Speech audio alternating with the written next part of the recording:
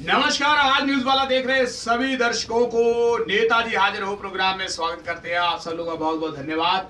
और आज की जो पहली और बड़ी न्यूज उत्तर प्रदेश विधानसभा की अगर बात करें, उत्तर प्रदेश विधानसभा में सभी बड़े राज्य नेता एक दूसरे के ऊपर तंज कस रहे हैं और तंज कसने में कोई भी पीछे नहीं हटना चाहता। आम आदमी पार्टी, अगर आम आदमी पार्टी की बात करें, बेशक वो उत्तर प्रदेश विधानसभा चुनाव में नहीं है, लेकिन दिल्ली से उनके जो बड़े हमले हैं वो होते जा रहे हैं।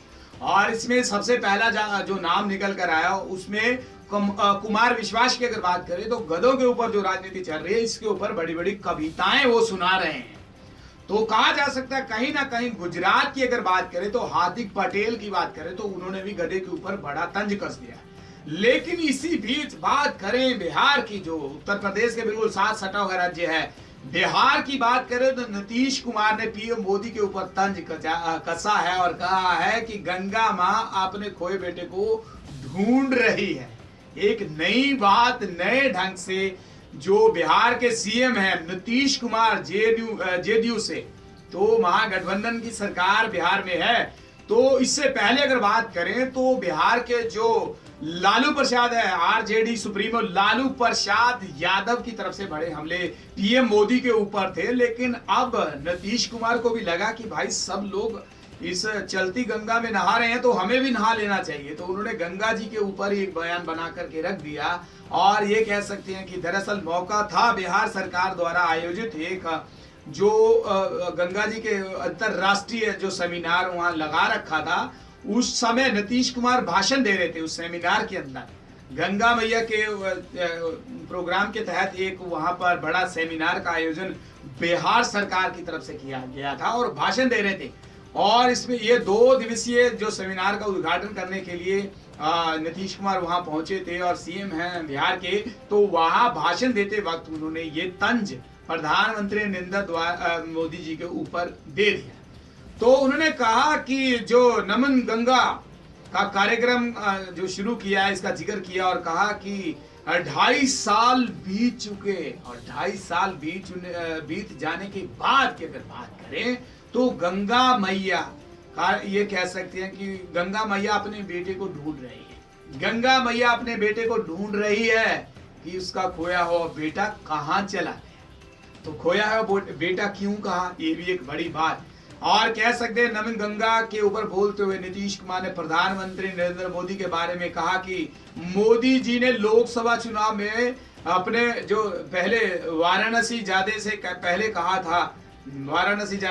कहा था कि गंगा मैया मुझे बुला रही है वाराणसी से, तो मैं वाराणसी जाना चाहता हूं और वहां से लोकसभा का चुनाव लड़ूंगा और वो चुनाव जीतूंगा और उसके बाद गंगा मैया की शरण में रहूंगा और गंगा मैया की सेवा करूंगा। गंगा मैया के साथ ही अपना जीवन है जो उनके साथ लगा दूंगा।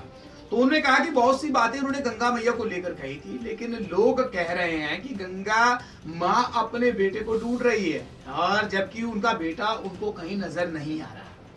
तो कहीं ना कहीं ये कहा जा सकता है कि जो ये बड़ा तंज उत्तर प्रदेश के सियासी चुनाव को देखते हुए बिहार के सीएम नीतीश कुमार ने किया है, इसका कोई ना कोई तथ्य अवश्य निकलता नजर आएगा। इससे पहले अगर बात करें तो जो उमा भारती हैं, उमा भारती बीजेपी के जो मंत्री हैं, इन्होंने भी कहा था कि जो गंगा मैया की जो स्वच्छता की बात है इसके लिए मैं समर्पित हूँ, स्वच्छता के लिए मैं सब कुछ करने के लिए तैयार हूँ, तो इसके लिए मुझे कुछ भी करना पड़े तो मैं अवश्य करूंगी।